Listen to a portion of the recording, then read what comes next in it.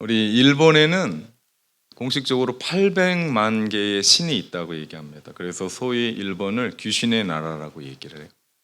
그런데 인도는 더 심해요. 12억 5천만 명이 사는데 12억 5천만 명보다 더 많은 신이 있어요. 심지어는 쥐도 신이에요. 쥐, 마우스죠. 그래서 섬깁니다. 웃긴 건요, 내가 개를 신으로 섬기다가 마음에 안 들면 바꿔요. 돼지로. 그렇게 섬기는. 다시 말하면 그 인도 사람들은 다 신을 믿는 게 아니에요. 자기가 선택해서 하나를 골라서 섬겨요. 그런데 그 신이 마음에 안 들면 바꿔 타도 돼요. 다시 말하면 그들에게 있어서 신은 내가 원하는 것을 해결해 주는 해결사예요. 믿는 게 아니에요. 해결해 주다가 돼지가 안 되면 개로 넘어가고 개가 안 되면 쥐로 넘어가고 이렇게 넘어갑니다. 사실 그들은 신을 믿는다라기보다는 이용한다라고 보는 게 맞습니다. 그러면 여기서 우리의 신앙을 좀 점검해 볼 필요가 있습니다. 우리의 믿음, 나는 정말 하나님을 바르게 믿고 살고 있나? 나는 정말 그렇게 믿나? 라는 이야기입니다.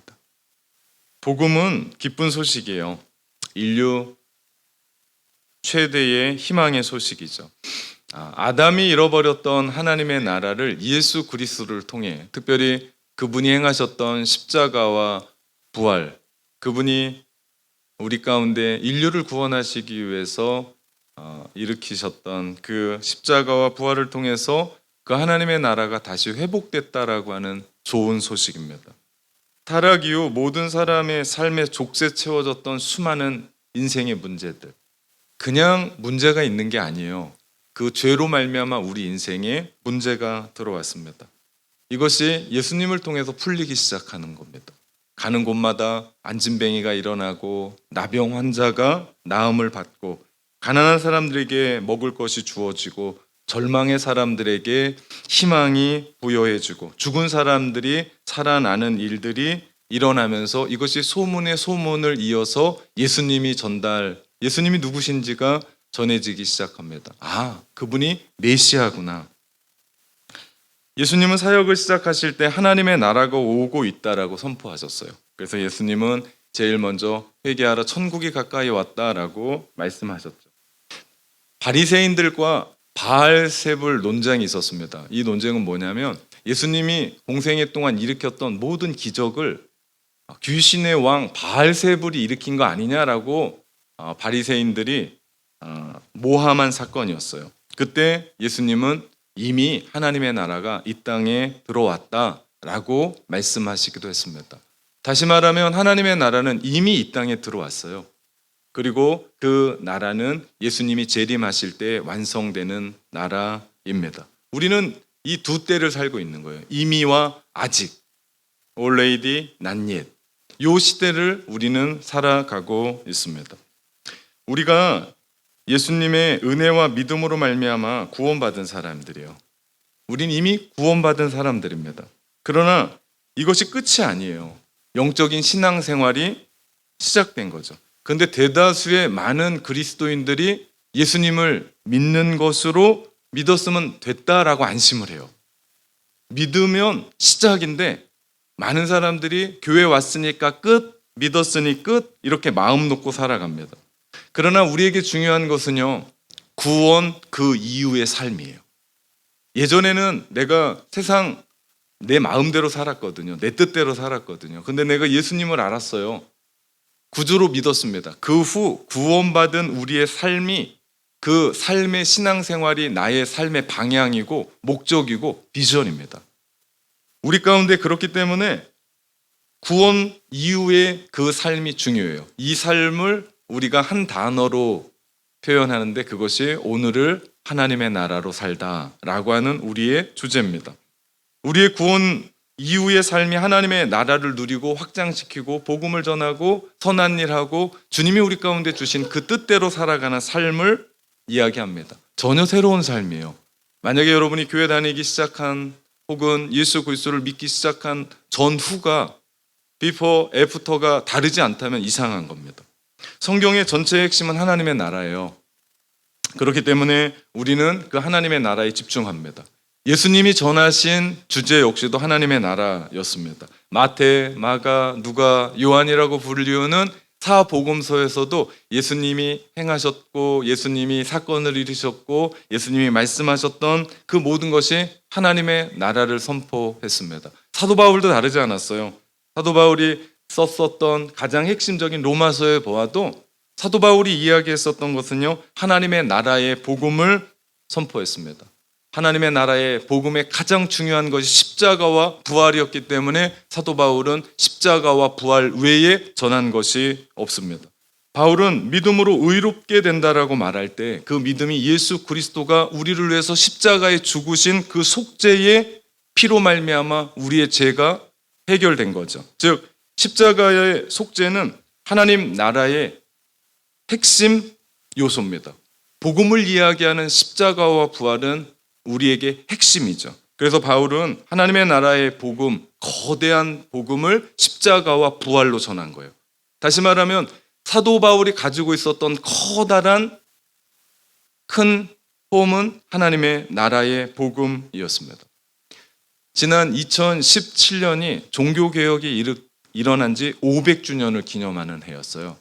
그리고 특별히 한국은 1907년에 평양에서 일어났었던 대부흥운동이 시작됐던 100주년을 기념하는 때였습니다. 그 해로 말미암아 교회가 새롭게 개혁돼야 된다라고 하는 개혁의 운동이 일어났고 자성의 목소리들이 곳곳에서 일어났습니다. 그리고 그때 일어났었던 운동이 로마서를 다시 읽어야 된다라고 하는 운동이었습니다. 반성의 목소리였죠. 왜냐하면 그리스도인들이 그리스도인답게 살지 못하는 겁니다. 구원을 받았는데 그 구원받은 삶으로 살지 못하는 것을 통감했기 때문이에요. 여러분, 바닷물이 짠 건 100% 짜서가 아닙니다. 바닷물에는 3%의 바닷물을 짜게 하는 어떤 요소가 있대요. 그래서 그 바닷물이 짠 거예요. 우리도 마찬가지입니다.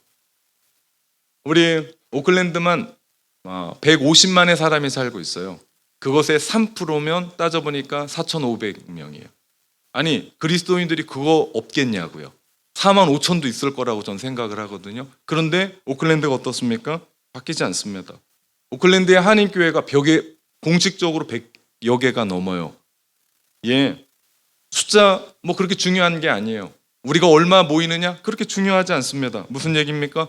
정말 중요한 것은 모이는 사람 얼마가 모이느냐가 아니라 그 3%의 사람이 있냐는 겁니다. 정말 주님이 원하시는 그 그리스도인답게 살아가는 사람이 있는가?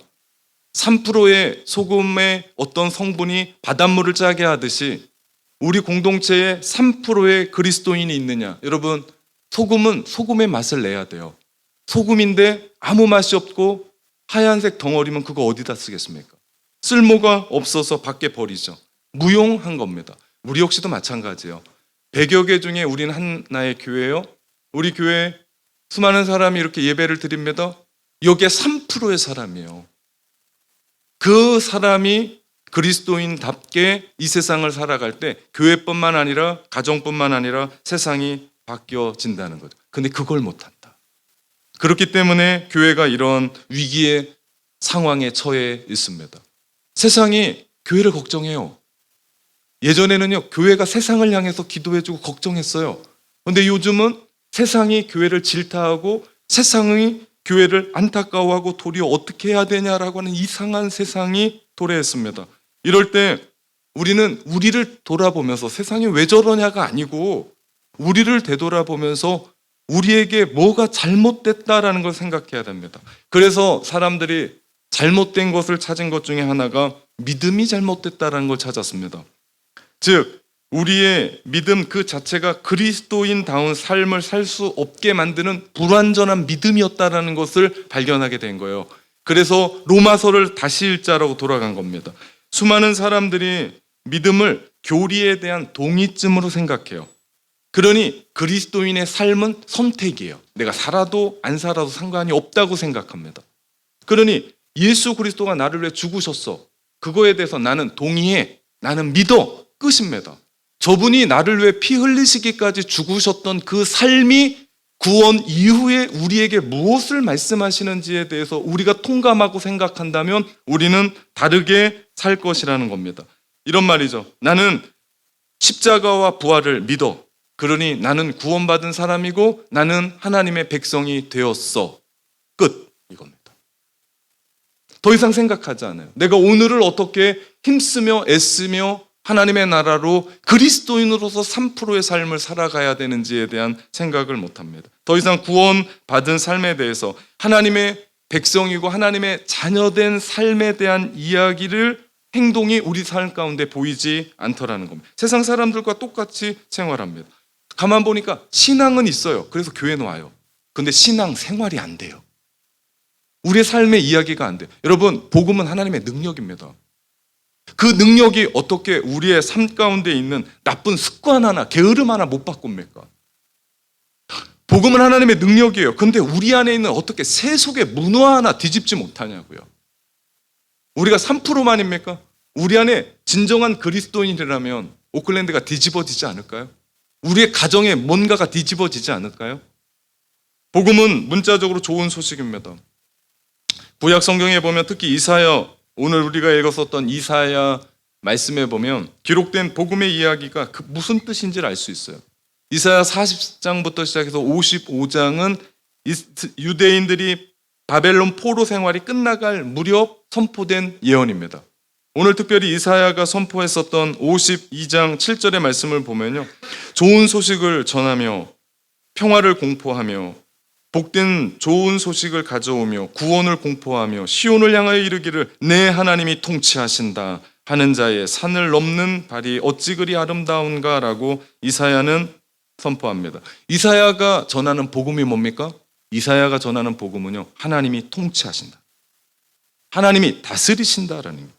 이사야 40장 10절 말씀도 다르지 않아요? 복음이란 주 여호와께서 장차 강한 자로 임하셔서 친히 그의 팔로 다스리시는 것이다 라는 선포가 나옵니다. 하나님이 오셔서 다스린다는 이 선포, 이것이 복음이죠. 그리고 그것을 전하는 것이 복음입니다. 당신은 성공했습니다. 당신은 잘 나갑니다. 당신은 돈을 많이 벌었습니다. 당신에게 정말 중요한 것은 하나님이 당신의 인생을 다스리셔야 됩니다. 하나님이 내 인생의 왕으로 다가오셔서 우리를 다스릴 때 우리의 주인이 바뀌는 거죠. 예전에 내가 주인이었어요. 그런데 주님이 다스리시니까 이제는 예수 그리스도가 왕으로 우리 가운데 오시는 거예요. 그분이 우리를 다스리는 삶, 그것이요 구원받은 백성의 모습이고 이 삶이 오늘을 하나님의 나라로 사는 삶이죠. 지난주 호주 뉴질랜드 지방회가 있어서 호주에 다녀왔습니다. 호주에 계신 한 목사님이 이제 나이가 드시니까 목회하면서 남는 시간에 자기가 십자가를 깎으셨대요. 좀 몰랐습니다.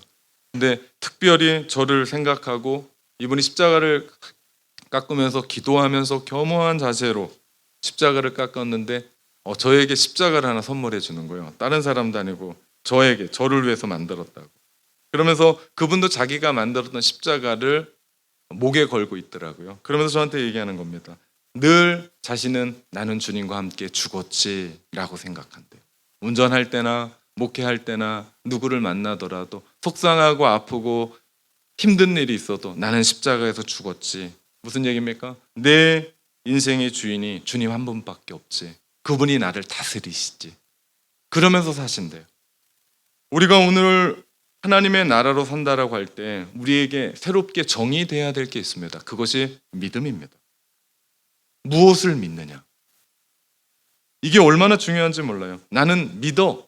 이쯤이 아니에요. 나는 교회 다녀. 이쯤이 아니에요. 나는 성도야. 이쯤이 아니에요. 우리가 믿는 그 믿음 안에는 복음이 담겨져 있어요.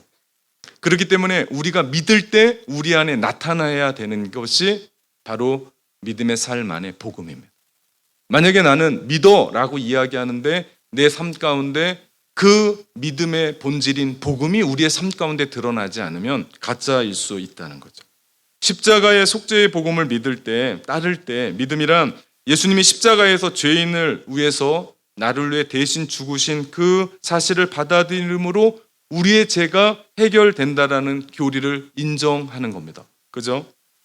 이처럼 믿음은 사실 혹은 교리를 받아들이고 인정하는 하는 것으로 정의될 때 십자가의 속죄의 복음으로 우리는 그 믿음을 다른 말로 설명할 길이 없어요. 그래서 우리는 흔히 나는 믿어 라고 말할 때 나는 인정하고 받아들였어. 예수님이 나를 위해 십자가에 죽으신 거 나 알아. 그리고 받아들였어. 이렇게 우리가 믿고 나니까 우리가 할 일이 없는 거예요. 그죠? 우린 믿었습니다. 우린 받아들였습니다. 그러나 이렇게 믿음을 사실에 관한 인정 혹은 교리에 관한 인정으로만 정의하게 되면 믿음은 머리로는 아는데 이 가슴으로는 우리로 하여금 움직이게 하지 못하게 되더라. 그렇게 되니 그 믿음이 우리의 삶을 변화시키지 못하고 변화시키지 못했던 그 삶은 교회에 오면 십자가로 말미암아 구원받은 것 같은데 우리의 삶 속에 들어가서는 가정에서나 직장에서나 학교에서나 그리스도인의 삶을 드러내지 못하더라. 즉 삶을 변화시키지 못하더라. 이게 문제입니다.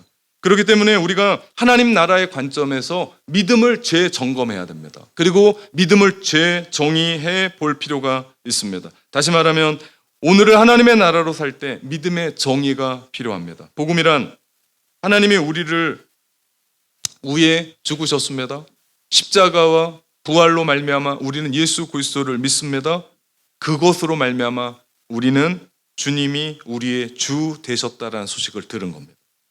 그렇다면 우리가 하나님이 주 되심을 단지 믿는 것으로 끝나는 것이 아니라 하나님이 나의 주 되신다라는 그 사실을 받아들이는 데서 그치는 것이 아니라 한 걸음 더 나가야 된다고요. 뭡니까? 하나님이 내 인생의 주시라면 그러면 우리는 나의 삶 모든 곳곳에서 그분이 주 되심을 드러내야 됩니다. 나의 몸과 나의 마음에서, 나의 가정에서, 자녀들 교육하는 곳에서, 내가 공부하는 학교에서, 내가 다니는 직장에서, 내가 가고 있는 사회의 어떤 삶에서, 인간관계에서 하나님이 나를 다스리시는 하나님이 나의 주되심을 드러내야 된다는 겁니다. 모든 나의 영역에서 이것은요 나의 과거, 현재, 미래까지도 다 포함해서 주님이 나를 다스리는 그 삶이 그것 때문에 우리의 인생이 새롭게 해석되는 거예요. 과거가 새롭게 해석돼요. 오늘의 삶 남들은 안 된다라고 이야기하는데 그 삶이 새롭게 해석되고 미래를 새롭게 바라볼 수 있게 된다는 거죠. 그렇게 할 때 우리의 삶은 사실에 관한 인정으로 끝나지 않아요. 어떤 교리에 대해서 이해하고 받아들이고 지식적으로 습득한 것으로 끝나지 않고 우리는 비로소 하나님과의 친밀한 관계 속으로 들어갑니다. 그러면 그분과 함께 내가 날마다 교제하는 거예요. 제가 지난 일주일 동안 정말 숙원하며 제가 정말 기도했었던 어떤 한 가지가 있었습니다. 제가 그 한 가지를 놓고 기도하는데요. 쉬지 말고 기도하라는 그 뜻이 무엇인지를 깨달았습니다. 제가 정말 간절히 기도하면서 그것이 제 머릿속에 간절히 매달리니까 주님과 교제하면서 그 이야기를 날마다 하는 거예요. 시간 날 때마다 하는 거예요. 혼자 있을 때마다 주님과 함께 그 뜻을 묻고 기도하게 되는 겁니다. 주님과 친밀한 교제 가운데 나아가는 삶, 이것이 주님이 우리를 다스려 주시고 그분이 우리의 삶의 왕 되시는 거죠. 그냥 믿는 것쯤이 아닙니다. 그냥 받아들이고 그래 그분이 나를 위해 죽으셨었쯤이 아니라 그분이 내 인생에 훅 들어온 거예요. 더 이상 생각나지 않는 거예요. 다른 것은 주님 때문에 나의 삶의 모든 영역이 변화되는 것을 말합니다. 근데 여기에는 한 가지 전제가 필요합니다. 그것은요 우리가 그렇게 살 때는요 반드시 우리의 삶 가운데 회개라는 부분이 들어옵니다. 믿음에는 반드시 회개가 필요해요. 나는 믿는데 회개가 없었다. 가짜입니다. 죄송합니다. 나는 주님이 내 안에 들어오셨고 주님이 나의 왕이십니다 라고 얘기했는데 내 삶에는 회개가 없다? 이건 말이 안 됩니다. 예수님은 마가복음 1장 15절에 그렇게 말씀하세요. 회개하라 하나님의 나라가 가까이 왔다. 왜 우리에게 회개가 전제돼야 됩니까? 오늘 우리가 읽었었던 이사야 선지자의 선포에서 우리가 그 이유를 찾을 수 있습니다. 바벨론 포로로 끌려갔었던 유대인들을 향해 하나님이 너희를 통치하신다 이 말은요 그 밑바닥에 깔려있는 전제가 있습니다. 바벨론이 아니라는 거예요. 아무리 크고 우리를 압제하고 우리를 끌고 갔어도 그 화려했었던 바벨론이 아니고 그 바벨론의 신이 아니고 바로 하나님이 너희의 주인이 되셔야 된다는 뜻이에요. 이것이 하나님이 통치하신다는 뜻입니다. 나는 내 삶을 그대로 살아가고 옛날 그대로의 습성대로 습관대로 나쁜 짓 다 하며 살아가는데 하나님 우리를 통치하신다? 모르겠습니다. 그게 아니고 우리의 것들을 내려놓을 때, 뭡니까? 바벨론의 신을 내려놓을 때, 우리로 말하면 하나님보다 더 좋아하는 그 어떤 것을 우리의 삶 가운데 비로소 내려놓을 때, 여러분 이게 회개입니다. 내가 나쁜 짓 한 거 하나님 앞에 회개하는 그 회개가 아니라 하나님보다 더 사랑했었던, 그래서 나로 하여금 하나님과 친밀한 교제를 만들지 못했었던 것을 내려놓고 하나님 앞에 나아갔던, 여러분 10계명의 1계명은 나 외에 다른 신을 섬기지 말라는 겁니다. 주님이 그냥 1계명에 너 나 섬겨 이러면 편합니다. 근데 왜 주님이 나 외에 다른 신을 섬기지 말라고 얘기합니까? 우리에게는 주님 외에 다른 신이 있다라는 겁니다. 내 인생에 들어와서 하나님이 아닌데 하나님 척하고 있는 것 내려놓는 게 회개라는 거예요. 이것이 전제될 때 어떻다고요? 믿음이 믿음으로 완성되고 결국 우리의 인생을 하나님이 통치하신다는 거죠. 여러분 하나님과 우상을 하나님 외에 다른 것을 함께 섬기지 못합니다. 하나님을 섬기면 하나님을 섬기고 하나님 외에 이걸 돈이라 합시다. 그러면 우리 인생은 돈 하며 살아갑니다. 돈을 그렇게 사랑하는데 하나님을 내 마음 가운데 왕으로 섬기고 그분과 함께 날마다 벗섬겨 친밀한 삶을 살 수 있겠냐고. 그럴 순 없다라는 거. 중도는 없습니다. 우리가 결정해야 돼요. 내가 하나님을 섬길 건가 돈을 섬길 건가. 이런 이야기는 이렇게 얘기해도 돼요. 저는 제 아내를 정말 사랑합니다. 근데도 저는 그 우리 옆집의 아줌마도 사랑해요. 이게 사랑이냐고요. 근데 우리의 믿음의 삶에서는 그렇게 사랑하고 있는 거예요. 이게 우리 안에 회개되어야 진정한 하나님이 우리의 인생을 다스리신다. 왜 나는 이렇게 신앙생활을 오래 했는데 주님이 안 다스리시지? 그 이유는 한 가지입니다. 내가 그분 앞에 진정한 회개를 하지 않았기 때문에. 만약 나를 다스리시는 분이 하나님이 아니면 우리는 빨리 회개해야 돼요. 회개의 헬라어 단어가 메타노니아입니다. 이 뜻은 뭐냐면요, 내가 너무 잘못했어. 그래서 막 눈물 한번 흘리고 카타르시스를 맛보고 또 그 길을 걸어가는 게 아니라 회개는 돌아서는 거예요. 세상을 향하여 달려나갔고 하나님 아닌 것을 향하여 달려나갔던 나의 삶을 돌이켜 내가 하나님께로 다시 한번 나아가는 것, 이것이 회개입니다. 세상의 가치가 돈이 명예가 나를 다스렸다면 이제 그거 내려놓고 욕망 내려놓고 쾌락 내려놓고 주님 앞으로 다시 돌아가는 것, 이것이 회개죠. 그때 우리 주님이 우리의 인생을 다스려 주시는 줄 믿습니다. 이것이 구원받은 삶이에요. 이것이 믿음이에요. 그렇게 되면 여기에서 구원이 무엇인지가 설명이 돼요. 구원이란 하나님이 나의 왕이요 나의 주님이시고 나는 그분의 백성이 됐다라는 그 관계, 그 상태를 이야기하는 것이 구원입니다. 그러고 보면 이 구원은 하나님이 우리 안에 주 되심이 이루어져 가는 거예요. 한 번에 이루어지지 않습니다.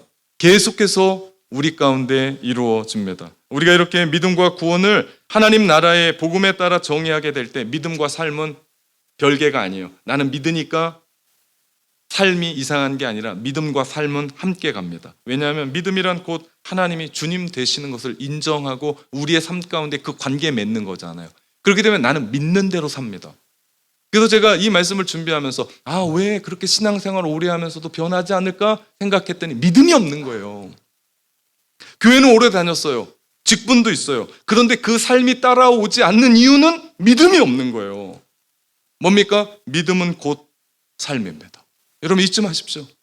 교회 가는 게 믿음이 아니고 주님이 나를 다스리시고 그분의 뜻이 있기 때문에 내가 그렇게 사는 거예요. 아무도 않는 그 일들을 하고 사는 거예요. 눈물 나도 내가 그거 붙잡고 사는 거예요. 아파도 내가 그 자리를 가는 거예요. 왜? 주님이 나의 왕이시고 주님이 내 안에 계셔서 나를 만지시는데 내가 그거 버리고 가겠나? 내가 그거 모른 척하고 가겠나? 나의 것으로 가는 거죠. 이것이요 오늘을 하나님의 나라로 살다라는 이야기입니다. 그리고 이렇게 믿음이 하나님이 주 되심으로 정의할 때 교회는 세상과 단절되지 않습니다. 창조 세계로 모든 영역이 들어오죠. 교회만 잘 되면 안 돼요.